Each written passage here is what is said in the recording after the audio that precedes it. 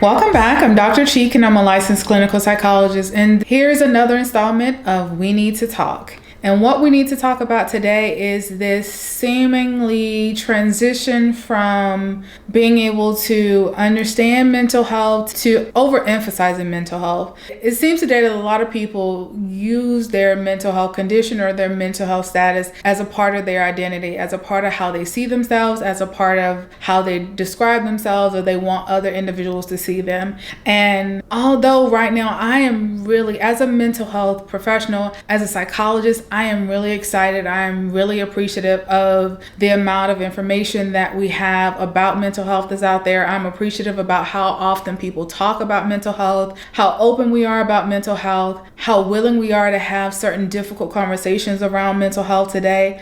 However, I feel like we've been trying so hard to destigmatize mental health that pendulum swing has gone from stigmatizing to glorifying. We are now at a place where we're not admiring people for being able to overcome mental health conditions or being able to deal with mental health conditions. We are glorifying them if they have a mental health condition, or we are somehow seeing the struggle with mental health condition as a status symbol, or as a thing to be admired for. And mental health is difficult. Having mental health conditions are difficult, but identifying as your mental health condition can be very challenging. And it can be challenging because if we see our mental health condition as a meaningful part or an intricate part of our identity, as a established part of who we are, then the likelihood of us doing things differently to change our behaviors, to change how we engage with our environment, to change how we interact with one another, to make any meaningful change is less likely. Because how often are we willing to change things about ourselves that are identity dimensions of ourselves? Some of the things that we do not have the ability to change, and some of the things we do, but of the things that make us who we are, if we see our mental health condition as something that makes us who we are,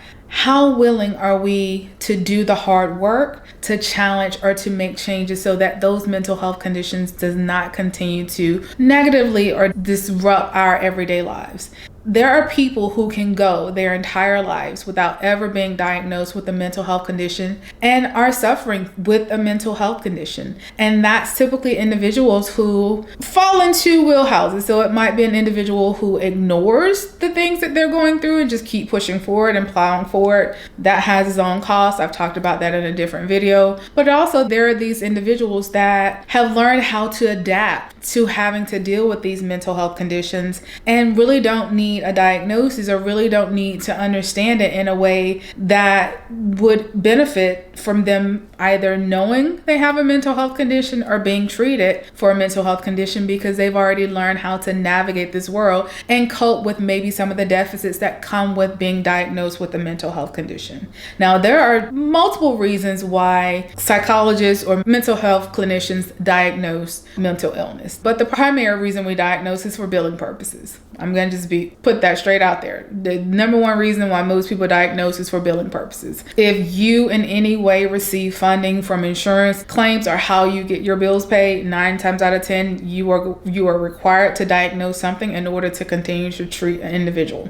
That's just a given. Now, if you have a private practice where a diagnosis is not necessary and people are paying out of pocket, a diagnosis is less important. Another reason we diagnose, in most cases that aren't like the practical reasons, like billing purposes, is because we want to help others understand what they're experiencing. And if I'm not diagnosing you, if I'm not identifying the root of what's actually happening for you or what's going on, then I can't explain to you, or I can't help you understand like what symptoms you may be experiencing or why these certain aspects of your life are problematic. So if I don't understand what you're diagnosed with, if I don't take the time to try to understand the appropriate diagnosis for you, then I might not be able to help you in a way that would be helpful for you to understand yourself and to be able to navigate this world with what you're probably going to have to deal with or face with because of this mental health condition. And lastly, we kind of diagnose for treatment options. There are studies, and for most mental health conditions, there have been multiple studies to find out what treatment options are most effective for a specific diagnosis.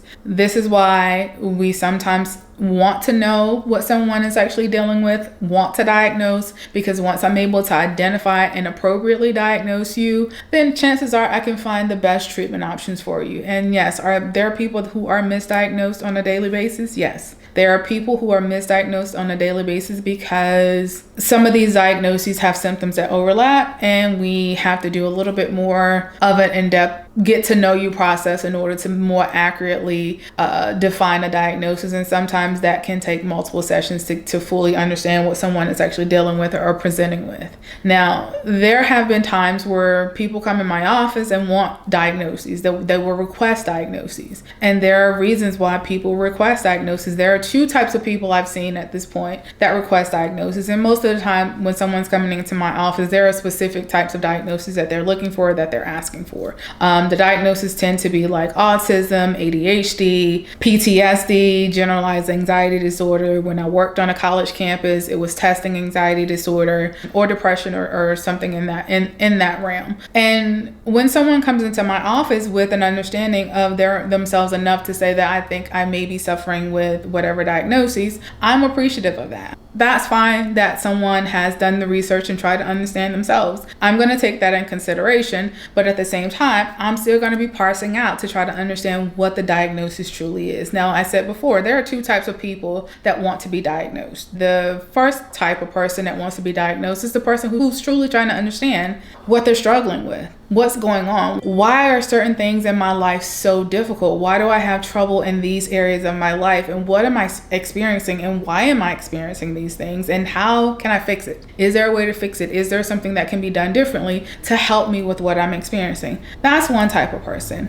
The other type of person, unfortunately, is someone who's trying to find an excuse or a reason to take accountability away from their own actions or decision making. This is the type of individual that's looking for a diagnosis. So instead of saying, I'm behaving this way because I am making maybe not the greatest choices, they get to say, I'm acting like this because I have, and then insert a diagnosis. I have ADHD, so I'm not really paying attention to you. And because of my ADHD, I probably won't ever be able to pay attention to you. Or insert any diagnosis with any stereotypical behavior. There is a subset of individuals that come to therapy because they want to find an excuse, not an explanation, for what they're experiencing and how they are behaving. And it seems like today, there are more people who are wanting to be diagnosed with some mental health condition as a way to dismiss or reduce or eliminate the need to be accountable for their actions. There is not a mental health condition, even serious mental health conditions, when you're not able to do something to have greater level of autonomy over your behaviors, where you have a choice. Are there things that are going to happen in life where you're going to be challenged to be able to do certain things, and being able to do certain things is going to be challenging? Yes, but it does not mean that you can't. So when someone has a diagnosis, or when someone feel like they need a diagnosis in order to excuse away problematic behaviors, then that's challenging for me as a mental health professional, because there is not a mental health condition that can excuse poor behavioral choices.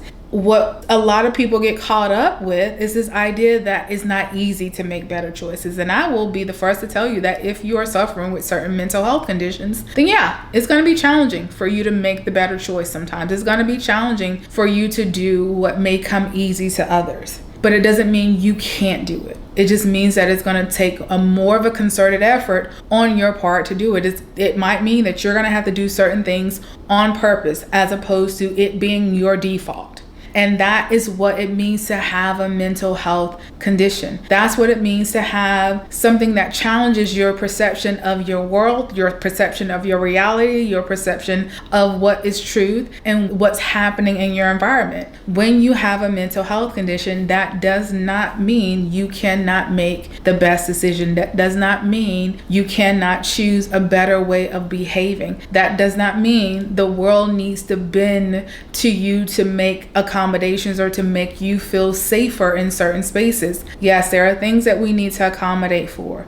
because we are a society that has the ability to accommodate for certain things. But that doesn't mean that the world is always going to accommodate the things that you're dealing with, because you have the ability to challenge yourself to be able to handle or deal with the situation sometimes as it is. And the ability to challenge yourself is a part of that mental health journey. I know a lot of people will say some people weaponize their mental health condition. And I think for some individuals, they do weaponize their mental health condition. They do use having a mental illness as a way of saying, like, you need to treat me better, or because I have this condition, I need you to behave in this, and this way. And if you don't behave in this, and this way, you're either not taking what I'm dealing with into consideration, or you're not taking me into consideration, or you don't care. And that may not be the case. On top of maybe some people weaponizing mental health to get certain needs met, not necessarily needs, to get certain wants met, I think some people use mental health as a shield.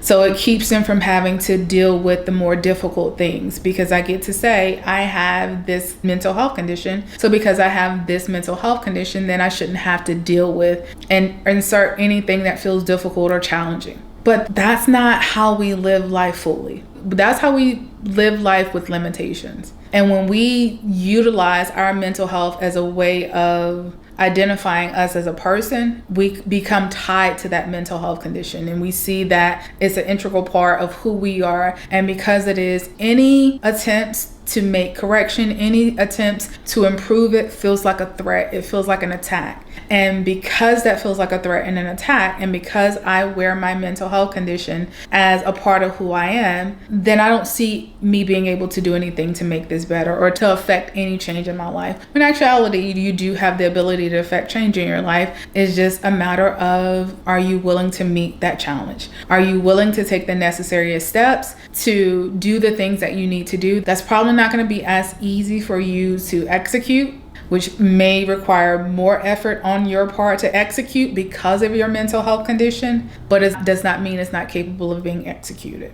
And we needed to talk today because I want us to make sure that we are not stigmatizing mental health, but also we're not doing that pendulum swing to the other side to where we're glorifying mental health. I want us to see if we can meet in the middle to where we understand mental health enough to know what I'm dealing with, what challenges I might face, and how I might be able to overcome these challenges.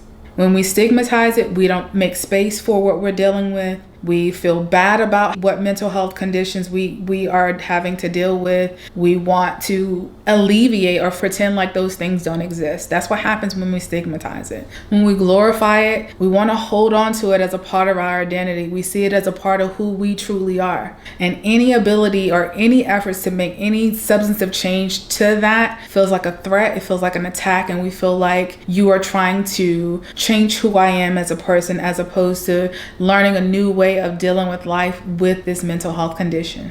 So when we meet in the middle, when we simply have an understanding of our mental health, we're able to make the necessary changes. We're able to meet the challenges as they come. We're able to understand that in order for me to navigate my environment in this world around me, it's not going to be effortless. It's probably going to be effortful. And I'm willing to put the effort in to make my life as comfortable as I can, even with this mental health condition that I'm dealing with. I hope you hear me saying that it's possible to live life with mental health and not need the world to bend. It's possible to have a mental health condition and not have to wear it as a label or a badge to determine or dictate who you are. And we needed to talk about it today because the pendulum feels like it's swinging right now. I hope you've learned something from today's video. I hope you take something from today's video that's helpful, that's informative. Please feel free to jot down any thoughts, questions, or comments you have below. As always, I thank you for taking the time to listen, and I'll be seeing you again very soon. Thank you.